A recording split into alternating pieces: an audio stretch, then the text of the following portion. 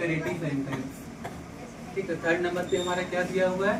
Imperative sentence. Imperative sentence. ठीक है, देखो इम्पेरेटिव सेंटेंस से ज्यादा नहीं, मतलब कि मुख्य रूप से दो तीन बात को याद रखना, दो तीन वर्ड को याद रखना है कि वैसा सेंटेंस जिससे हमें किसका पता चले, एडवाइस का पता चले, है ना, ऑर्डर का पता चले, या फिर और क्या कह सकते हैं हम लोग, रिक्वेस्ट, रिक्वेस्ट का पता चले। तीन चीज मेन रूप से याद रखना है कि वैसा कोई भी वाक्य जिससे हमें पता चले कि इस वाक्य से हमें एडवाइस दिया जा रहा है। एडवाइस को हिंदी में क्या बोलते हैं?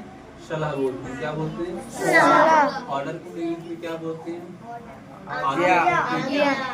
आप किसी ऑर्डर को कमांड भी कहते हैं, कहीं कमांड करना। ठीक है, तो और रिक्वेस्ट मतलब क्या होता है?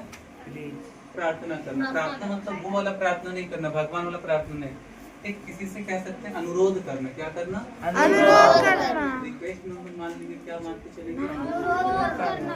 ठीक है, तो जिस वाक्य से हमें सलाह का मतलब बोध होता है, जिस वाक्य से हमें आज्ञा का बोध होता है, जिस वाक्य से हमें रिक्वेस्ट यानी कि अनुरोध का बोध होता है, उसे हम लोग कौन सा सेंटेंस बोलेंगे? Imperative sentence. अगर तुमसे हम जाके यहाँ पे बोले, है ना, अगर हम एक सलाह दें, है ना, क्या सलाह देंगे कि वी शुड, एक एग्जांपल ले रहे हैं कि we should respect our elders, है ना, कि हमें अपने से बड़ों का क्या करना चाहिए? आदर करना चाहिए, सम्मान करना चाहिए, रिस्पेक्ट करना चाहिए।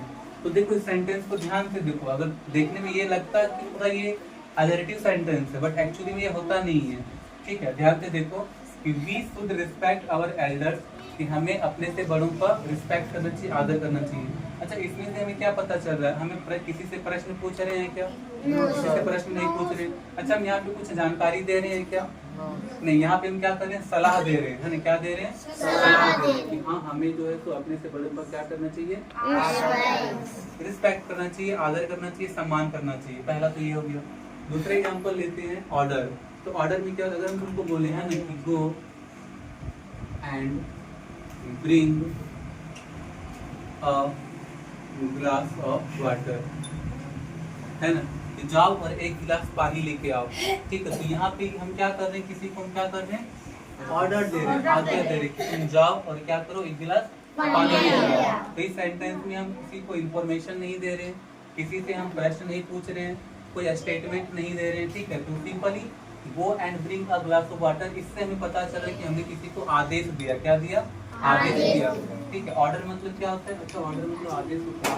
हाँ, आदेश हो सकता है, आदेश भी होता है। ठीक है, तो go and bring a glass of water, इसका मतलब क्या हो? जाओ एक पानी लेके आओ, एक गिलास पानी लेके आओ। तो इससे हम क्या दे रहे हैं? किसी को ऑर्डर दे रहे हैं। क्या दे रहे हैं? ऑर्डर। और इस सेंटेंस को हम लोग कौन सा सेंटेंस बोलेंगे? इम्पेरेटिव सेंटेंस बोलेंगे। ठीक है, आगे हमारा रिक्वेस्ट है ना। अब यहाँ पे रिक्वेस्ट में ले लेते हैं ना, अगर कोई तुमसे तुम्हारा दोस्त कहता है, फिर तुम लोग अपने सर से भी कभी कभी कहते हो, जाने दो, है ना, कि please give me your pen, है ना, कि कृपया मुझे अपनी कलम दो। अच्छा, इस सेंटेंस को ध्यान से पढ़ो, कृपया मुझे अपनी कलम दो, please give me your pen. इस सेंटेंस में हम स्टेटमेंट दे रहे हैं क्या?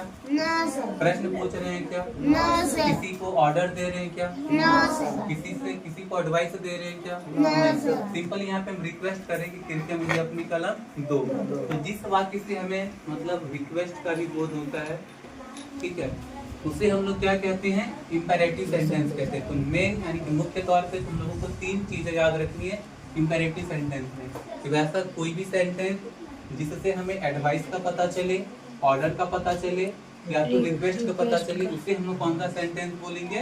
Imperative sentence. कौन सा सेंटेंस बोलेंगे? Imperative sentence. ठीक है, अब आते हैं फोर्थ नंबर में, जो कि हमारा कौन सा सेंटेंस है? Objective sentence. तो मैं साथ साथ में इरेज करते जा रहा हूँ। ठीक है, एक बार तुम लोग को शॉर्ट में नोट्स लिखवा देंगे। ठीक है, शॉर्ट्स में नोट्स लिखवा देंगे, क्या क्या कीवर्ड होता है इसको